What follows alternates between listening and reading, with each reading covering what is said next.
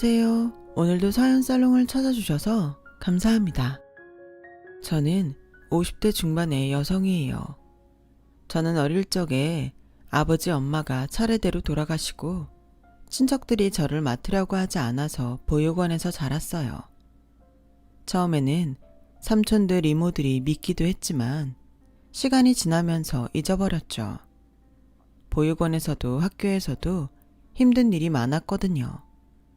학교에서는 제가 보육원에 있다는 걸 알면 아이들이 놀아주지 않았어요.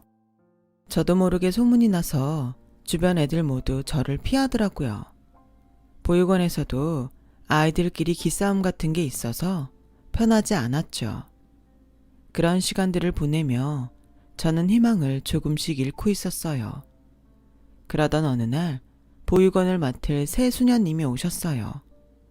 원래 보육원을 맡았던 수녀님은 지병 때문에 요양원에 가셨다고 했어요. 새로 오신 수녀님은 저희 잠자리 이불부터 다 바꾸시고 공부할 공간도 따로 마련해 주셨어요. 얘들아, 니네가 지금도 잘하고 있지만 좀 더 규칙적으로 공부를 하면 훨씬 좋을 것 같아. 그러니까 여기 수녀님이 적어준 순서대로 공부방을 이용하는 거야. 알았지?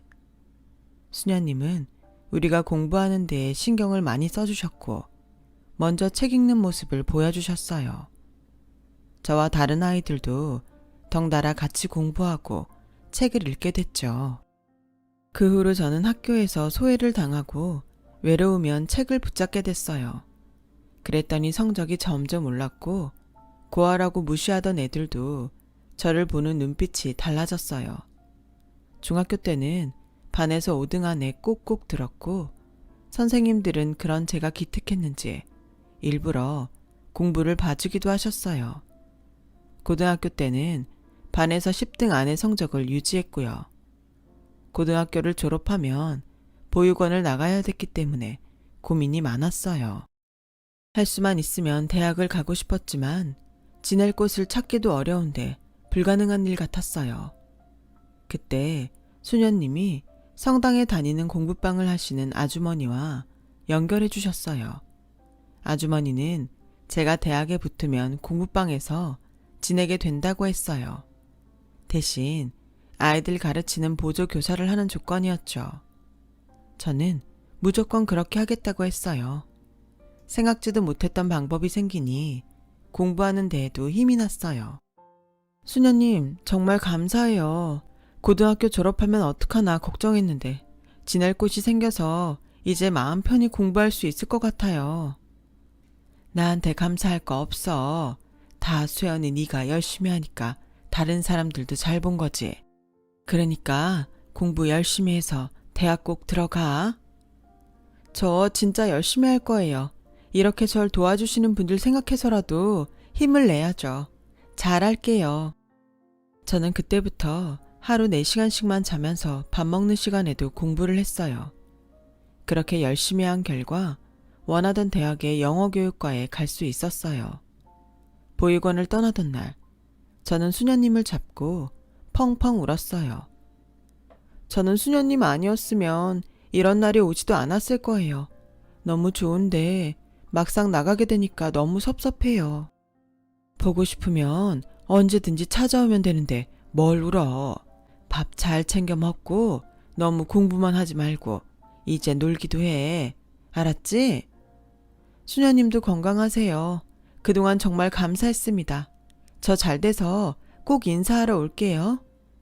라며 수녀님을 꼭 안아드리고서 보육원을 나왔어요. 공부방에서 처음 자던 날은 혼자 있는 게 낯설고 외로워서 계속 울었죠. 그래도 아주머니가 편하게 해주셔서 곧 적응할 수 있었어요. 학교를 다니느라 바빠지기도 했고요. 수업을 듣고 공부방에서 애들을 가르치면서 틈틈이 편의점 야간 알바도 했어요. 학교 공부도 잘해서 장학금을 타야 됐기 때문에 너무 피곤하고 힘들었어요. 그걸 본 아주머니는 제게 좋은 가외자리를 소개시켜 주셨어요. 이것저것 하느라 바쁘고 힘들 텐데 가해를 하면 그래도 편의점에서 일하는 것보다 나을 거야. 애들 둘 다 중학생이고 수학하고 영어 2과목 할 거니까 잘해봐. 감사합니다. 이렇게 제가 신세만 져서 어떡하죠? 그런 말 마라. 수연이 오고서 우리 공부방 애들 늘었잖아. 나도 애들 성적 많이 오르면 조금씩 수고비 떼줄게. 아주머니는 정말 성적 오른 애들의 수고비를 주셨고 저는 가회비와 그 돈으로 생활비도 하고 저금도 했어요. 조금씩이지만 매달 보육원에 돈도 보냈고요. 그렇게 바쁜 대학 4년을 마치고 저는 입시학원 영어 강사로 취직했어요. 교원 자격증도 땄지만 학교의 교사로 발령받기까지 좀 기다려야 되더라고요. 학교 선생이 되는 것보다 제 생활이 급했기 때문에 먼저 취직이 되는 일을 해야 했어요. 계속 공부방에서 지낼 수도 없는 노릇이었고요. 방 하나에 작은 주방에 딸린 방을 구해서 나름 이사를 했을 땐 그렇게 뿌듯할 수 없었어요. 본격적으로 학원 일을 하면서 보육원에 정기적으로 보내는 돈도 늘렸어요. 명절이면 아주머니도 찾아뵙고요.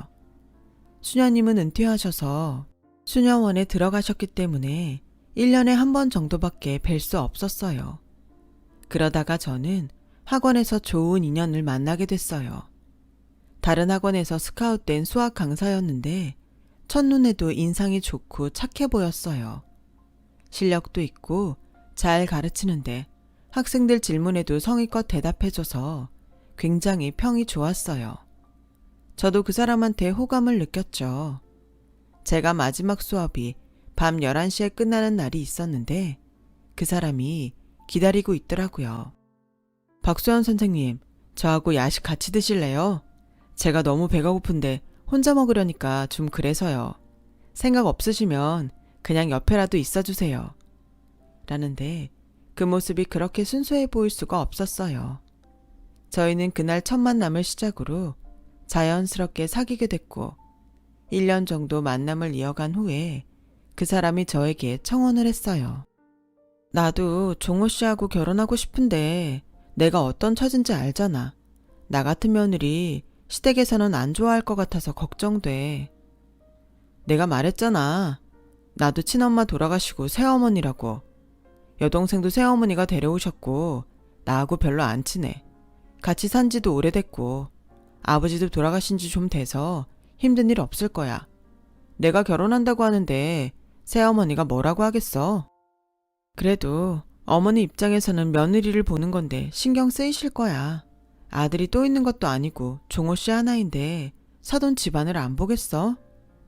내가 진짜 내 얼굴에 침 뱉는 것 같아서 얘기 안 했는데 나랑 새어머니 그럴 사이 아니야. 그러니까 걱정 마. 라며 아주 깊은 얘기는 하지 않았는데 새어머니가 많이 차갑고 자기한테 관심이 별로 없다고 하더군요. 그래서 사이가 좋지 않겠거니 하고 인사를 갔는데 정말 쌀쌀만 따는 게 뭔지 알겠더라고요. 결혼까지 생각했으면 나에 대해 알고 있을 테니까 긴 말은 안 할게. 나한테 정 같은 거 바라지 마. 나도 그런 거 안 바랄게. 근데 할 도리는 하고 살아야 된다. 그래도 내가 그동안 종호 키워준 공은 있잖아. 내가 그 정도는 받을 자격 있어. 라고 당당하게 말하는데 그 사람 표정이 일그러지더라고요. 나중에 들으니 시어머니는 그 사람을 제대로 돌봐준 적이 없었대요. 항상 자기 딸만 챙겼고 딸한테는 온갖 비싼 거 다 해주면서도 그 사람한텐 용돈도 제대로 준 적이 없다는 거였어요. 다 지난 일이고 나한테 그런 건 괜찮지만 결혼해서 당신한테 그러면 나도 그땐 참지 않을 거야. 새어머니가 이상한 짓 하면 바로 나한테 말해. 라고 했지만 그 당시만 해도 저는 제가 남편하고 시어머니 사이를 편하게 해주면 좋을 것 같다는 순진한 생각을 하고 있었어요. 그래서 결혼 후 학원 다니느라 바쁘면서도 시어머니가 집에 불러 도우미처럼 부려먹는 것도 묵묵히 참았었죠. 시어머니는 학원으로 전화까지 해서 자기 친구 딸 결혼 부조금을 저한테 달라고 하더군요. 어머니, 그건 어머니 용돈에서 하시면 안 될까요? 제가 어머니 말씀하신 것보다 더 넉넉하게 드리잖아요. 용돈 드린 지 얼마 안 됐고요. 저도 계획이 있고 저희 생활비도 써야 해서요. 너 되게 웃긴다. 내가 50만 원을 달랬니? 100만 원을 달랬니? 그깟 10만 원을 더 준다고? 니네가 생활을 못하지도 않을 거면서 그렇게 야박하게 구니? 막말로 내가 종호 친어머니여도 이랬겠어? 그런 게 아니에요. 제가 어머니가 그 사람 친어머니 아니라고 그럴 거면 그 사람 몰래 돈을 더 드리지도 않았죠. 저희도 적금 들어가고 보험 들어가는 것도 있고 대출도 갚아야 돼요. 생활비가 넉넉한 게 아니라서 사실대로 말씀드리는 거예요. 니네가 뭘 그렇게 먹고 쓰고 살 일이 많다고 그러냐? 니네 가만 보면 진짜 해놓고 사는 거 가관이더라. 아주 남들 하는 건 다 하려고 하던데 니들한테 그게 어울린다고 생각하니? 아니 닦아놓고 얘기해서 니들이 김치에 밥 마른 것만 먹고 살아도 감지덕지지. 특히 너 안 그래? 보육원에서 살다가 지 집 갖고 사는 것만도 황송해야지. 뭘 그렇게 해놓고 살려고 하는 게 많아. 좀 주제에 맞게 해놓고 살아. 라며 소리를 지르더니 전화를 끊더군요. 저희는 그때 20평짜리 전셋집에 살고 있었고 사치를 부리는 것도 없었어요. 남들 하는 것만큼만 하고 살았고 더 안 쓰고 살았죠. 시어머니 눈에는 그것도 저희한테 감지덕지라는 건데 정말 기분 나빴지만 그래도 참는 데까지 참아보자고 생각했어요. 남편이 시어머니를 싫어해서 명절 때도 잘 안 가려고 하니까 시어머니는 남편을 주변에 나쁘게 말했거든요. 그런데 제가 그런 얘기를 남편한테 하면 분명히 한 소리 할 거고 그러면 시어머니는 남편을 더 나쁜 사람을 만들 테니까요. 하지만 제가 참는 것도 딸을 낳으면서 끝이 났어요. 시어머니는 제가 아이를 낳고 병원에 있는 동안 한번 들여다보질 않았고 어떻게 이럴 수가 있냐고 전화로 한마디 하는 남편한테 아들도 아니고 그까지 딸 낳은 거 가지고 어디 오라 말아야. 너는 우리 시영이 잘 사냐고 한번 물어보길 했니? 그래놓고 지금 네 마누라 안 보러 왔다고 큰소리 내는 거야. 하여간 어릴 때부터 싸가지 없고 하는 행동마다 밥맛이더니 커서도 다를 게 하나도 없네. 싹수가 노랗다는 말이 딱 맞아. 니들 딸인데 똑같겠지 어련하겠니? 별것도 아닌 것들이 바라는 것도 많다. 끊어! 그때부터 저도 시어머니한테 기본적인 용돈만 보냈고 전화가 와도 받지 않았어요. 저한테 뭐라고 하는 것까지는 참겠는데 갓 태어난 아이한테 막말을 한 건 용서가 안 됐거든요. 남편과 시어머니 사이를 좋게 해보자고 생각한 건 정말 큰 실수였어요. 시어머니는 그런 일반적인 생각이 통하지 않는 사람이었죠. 그리고 한동안 잠잠하다 싶었는데 딸아이 돌이 지나고 청천벽력 같은 일이 일어났어요. 저희도 모르게 저희 살던 집에 다른 사람이 계약을 한 거였어요.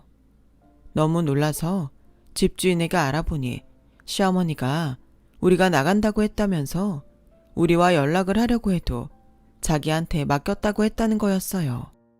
저나 남편은 계속 수업이 있으니 통화를 하려고 해도 안 되는 때가 많았고 시어머니는 아들이 써준 거라고 위임서에 도장을 찍은 거 보여주고 도장까지 갖고 다니니 주인도 믿었다는 거죠. 너무 기가 막힌 남편과 저는 아이를 업고 시어머니한테 가서 따졌어요. 시어머니는 눈 하나 깜짝 안 하고 아무렇지도 않게 시영이 애가 둘이고 이제 유치원 들어가는데 집이 좁다잖니? 걔가 원래 좁은 데에서 못 지내는 애야. 그리고 몸도 약해서 아줌마도 써야 하는데 집이 좁으면 일하는 아줌마들도 무시하고 뒤에서 흉본대더라. 그러니 더 넓은 집으로 이사 가야 되지 않겠어? 근데 그걸 왜 우리 전세를 빼서 해줘요? 그게 새어머니 돈이에요? 다 제가 벌어서 모은 돈이에요. 얘가 어디서 큰 소리를 지르고 그래? 야, 네가 내가 해준 밥을 얼마나 많이 먹고 컸는데 네가 벌어서 모은 돈 소리가 나와? 네가 내 밥 안 먹었으면 지금 그 돈은 벌었을 것 같니? 그리고 그 돈 얼마 되지도 않던데 뭘 생색이야? 라며 말도 안 되는 소리를 하며 저희를 내쫓았어요. 정말 내가 참고 참았는데 이제 저는 안 되겠어. 저런 사람하고 더는 가족으로 엮이고 싶지 않아. 미안해 수연아. 괜찮아. 지금만 넘기면 우린 또 어떻게든 살 수 있어. 당신이나 마음 편한 대로 정리하고 너무 신경 쓰지 마. 스트레스가 더 안 좋아. 라며 서로를 위로했어요. 저희는 적금과 보험을 모두 깨고 저금했던 것까지 모아서 방 2개짜리 옥탑 전세를 얻었어요. 꼭대기층이라서 여름에는 덥고 겨울에는 춥겠지만 반지하보다는 아이에게 나을 것 같았어요. 남편은 정말 새 시어머니와 결별하려고 변호사에게 상담을 했지만 친생자 관계가 아니라는 걸 증명을 해도 쉽지 않다는 말에 일단 포기를 할 수밖에 없었어요. 그렇게 오랜 기간 싸울 형편도 안 됐고요. 저는 아이가 어린이집에 갈 때까지 전에 신세졌던 아주머니네 공부방에서 아이들을 가르치며 생활비를 벌었어요. 그리고 아이가 어린이집에 가면서부터 다시 학원에 나갔죠. 한 3년 정도 정신없이 살고 있는데 아주머니가 저와 남편을 부르셨어요. 내가 우리 고모 돌아가시고 유산을 좀 받았거든. 그래서 공부방 말고 정식으로 학원을 하고 싶은데 같이 했으면 좋겠어. 수연이라면 내가 뭐든 믿고 맡길 수 있고 종호 씨도 잘한다고 소문났잖아. 내가 이젠 가르치는 거 힘들고 관리나 하려고 해.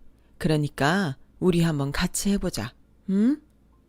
저와 남편은 고민 끝에 아주머니와 함께 하기로 했어요.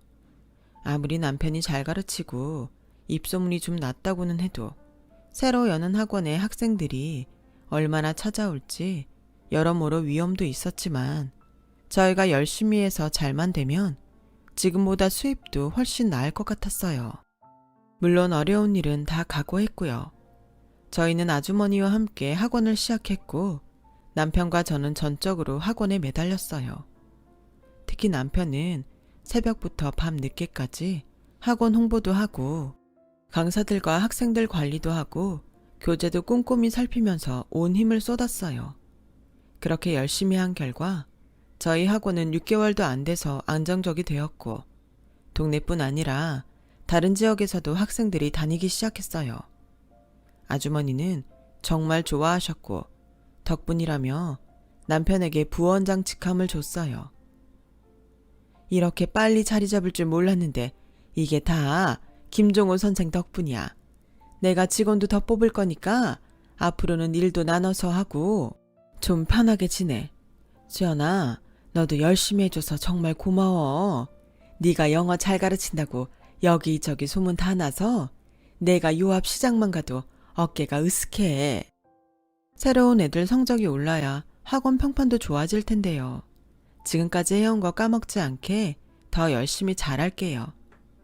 아우 됐어. 지금보다 뭘 더 어떻게 해. 여기 계속 다닌 애들 성적이 많이 올라서 그것만으로도 충분해. 다른 애들도 오를 거야. 두고 봐. 라고 하시며 저희에게 보너스도 두둑히 챙겨주셨어요. 저희는 강사를 뽑을 때 실력과 강의 능력을 굉장히 꼼꼼히 살펴봤고 그래서인지 학원 인기는 갈수록 더 높아졌어요. 주변에 학원들이 많아서 경쟁이 치열했는데도 저희 학원 학생 수가 다른 데보다 훨씬 많았죠. 그러면서 자연스럽게 저희 수입도 늘더라고요. 5년 후 번듯한 집으로 이사를 갔어요. 이사 가기 전날 유치원 다니는 딸과 남편과 함께 가족끼리 저녁 식사를 했죠. 시어머니한테 전세비를 강제로 빼앗기고 옥탑으로 왔을 땐 언제 집다운 집을 마련할지 눈앞이 캄캄했는데 이런 시간이 오니 마음이 벅차오르고 눈물이 났어요. 건강하게 잘 자라준 딸도 너무 고마웠고요. 엄마도 아빠도 바빠서 많이 놀아주지도 못했는데 명랑하고 밝게 커주니 대견하고 그저 예쁘기만 했죠. 오랜만에 새 식구가 좋은 시간을 보내고 집에 돌아왔는데 생각지 못한 사람이 집 앞에 있었어요. 바로 시어머니였어요. 왜 이렇게 늦게 다니니? 애도 어린데 여기서 한참을 기다렸잖아. 못 만나고 가나 싶었는데 다행이다. 라며 어제 본 것처럼 뻔뻔하게 말을 하자 남편은 금세 얼굴이 굳어서 상대도 안 하고 집으로 들어가 버렸어요. 저도 딸 손을 잡고 얼른 집으로 들어가려는데 시어머니가 제 팔을 덥석 잡았어요. 오랜만에 만났는데 인사도 안 할 거야? 지금 그냥 들어가 버리면 나 니네 학원 알아내서 거기도 쫓아갈 거야. 라는 말에 저는 딸을 먼저 들여보내고 시어머니와 집에서 좀 떨어진 데로 나왔어요. 듣자 하니 니네 돈 좀 번 거 같은데 그동안 나한테 생활비 안 보낸 거 이번에 한꺼번에 받아야겠다. 그게 무슨 말도 안 되는 소리예요. 저희가 생활비를 왜 줍니까? 저희 전세 뺏어 간 거 잊으셨어요?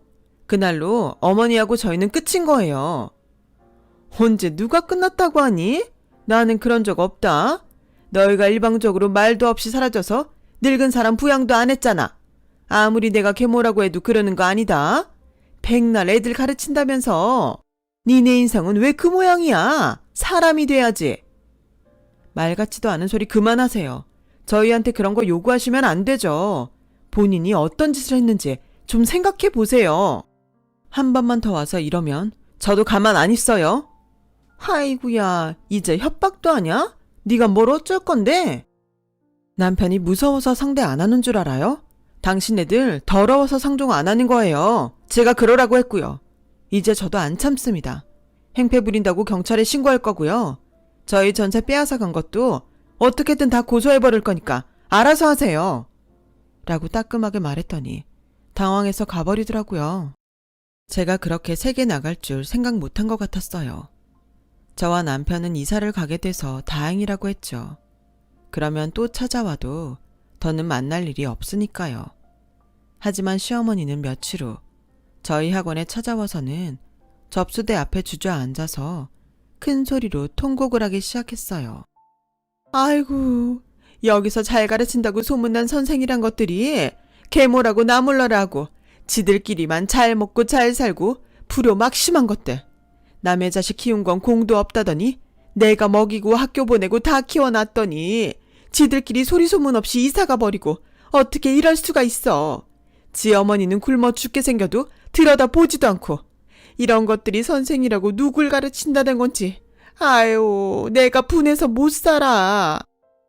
저와 남편은 시어머니를 일으켜 세우려고 했지만 시어머니는 그 자리에 눌러 앉아서 꿈쩍도 하지 않았어요. 이러지 말고 일어나세요. 저 정말 가만 안 있습니다. 이렇게 점잖게 말하는 거 마지막이에요. 라는 남편 말에 시어머니는 더 크게 소리를 지르며 그래 아주 막 나가자는 거지. 네가 지금 하는 건 점잖은 거냐? 이젠 너도 협박하면서 널 키워준 사람을 나쁜 사람으로 만들 거냐? 저번에 네 마누라가 날 협박하더니 너도 그새 배웠냐? 그래 어디 해볼 테면 해봐. 라며 억지를 쓰는데 그때 아주머니가 제복경찰 2명과 나타나셔서 그래 어디 해봅시다. 남의 일터에 와서 회방이나 하고 말이야. 이 할머니가 어디서 행패를 부려. 대기 얘들 집 몰래 전세 빼서 친딸 집 해준 거 모를 줄 알아? 당신이 얘들한테 뭘 해줬다고 그래? 그렇게 잘해줬다면서 왜 손녀 낳은 며느리 한 번도 보러 안 갔어? 내가 더 얘기해볼까? 어디서 부끄러운 것도 모르고 이러고 있어. 아유 내가 억울해서 못 살아. 이것들이 이런 식으로 사람을 모함하고 있었네. 라며 억지를 부렸고 결국 경찰들이 붙잡아서 경찰서로 데려갔어요. 남편은 수업에 들어가고 제가 갔더니 시어머니는 그제야 얼굴이 하얗게 질려서 저를 붙잡고 사정하더라고요. 얘, 이게 다 뭐냐? 난 그냥 니네가 하도 내 얘기를 안 들어줘서 하소연한 것뿐인데 무슨 영업방해, 명예훼손에, 무고죄 이런 게 다 뭐니? 네가 얘기 좀 잘해줘. 다 맞잖아요. 없는 얘기 꾸며서 저희 억울하게 만들고 직장까지 찾아와서 사람들 앞에서 망신 주고 그게 어떻게 하소연이에요? 난 그저 내가 형편이 어려우니까 좀 도와달라고 한 것뿐인데 이렇게 될 줄은 정말 몰랐다. 정말 나 이걸로 고소할 거 아니지? 고소할 거예요. 저희라고 매번 당하기만 할 줄 아세요? 그것뿐 아니고 접근금지 명령도 받아낼 거예요. 얘 며느라, 박수연 선생, 내가 모르고 그런 거잖아. 선생이면 이런 것도 이해할 수 있잖아. 이분만 어떻게 넘어가줘. 내가 정말 돈이 급해서 그랬던 것뿐인데 고소라니 이건 아니지. 돈이 급하다고도 안 하셨고 저희 보고 몇 년 동안 안 준 생활비 한꺼번에 내놓으라고 하셨죠. 그러면서 저희 불효자로 몰아세웠잖아요. 저 이번에는 그냥 안 넘어갈 거예요. 라고 하자 시어머니는 제 손을 붙잡고 나 네 시어머니야. 가족끼리 이런 거 우습잖아. 저희가 무슨 가족이에요. 우리는 남남이죠. 아니, 남남보다 못하잖아요. 이렇게 자꾸 저희를 나쁜 사람으로 몰아가면 전세비 빼간 것도 사기죄로 고소할 거예요. 저희가 몰라서 가만히 있는 줄 아세요? 마지막 예의는 지키려고 그냥 넘어간 거였어요. 라며 손을 거칠게 뿌리쳤어요. 그제야 시어머니는 고개를 숙이며 내가 정말 잘못했어. 제발 그것만은 하지 말아줘. 하며 싹싹 빌더군요. 알고 보니 저희 전세비 뺀 걸로 보태서 집을 사준 딸이 사위한테 거짓말을 하고 거에게 돈을 빼돌렸다고 해요. 그것 때문에 사위는 이혼 소송을 하면서 딸을 사기죄로 고소했고 시어머니가 살고 있던 집까지 날아갔다고 하더군요. 저와 남편은 다른 고소는 취하하고 접근금지 명령만 받아냈어요. 시어머니는 그 뒤로도 몇 번이나 학원에 전화해서 저희에게 사정했지만 저희는 냉정하게 거절했어요. 얼마 후 지인으로부터 시어머니가 딸하고 지방으로 내려갔다는 얘기를 들었고 그 후로는 연락이 끊겼어요. 남편은 그게 오히려 잘된 거라고 했고 저도 그렇게 생각해요. 학원은 다른 지역에 분원을 내서 제가 그곳 원장이 됐고 지금까지도 잘 해오고 있답니다. 딸도 이제 다 커서 어엿한 직장인이 됐고요. 어려운 때라서 취업이 되기까지 어려움이 있었지만 몇 번의 도전 끝에 좋은 회사에 들어갔죠. 이제는 듬직한 사위감만 나타나면 바랄 게 없겠네요. 제 얘기는 여기까지예요. 긴 얘기 들어주신 여러분 모두 감사합니다. 다들 건강하시고 행복하고 좋은 일만 많으셨으면 좋겠어요. 여러분, 사연 댓글에 응원과 현명한 조언 부탁드려요. 좋아요와 구독은 저에게 큰 힘이 됩니다. 오늘도 좋은 일 가득하세요.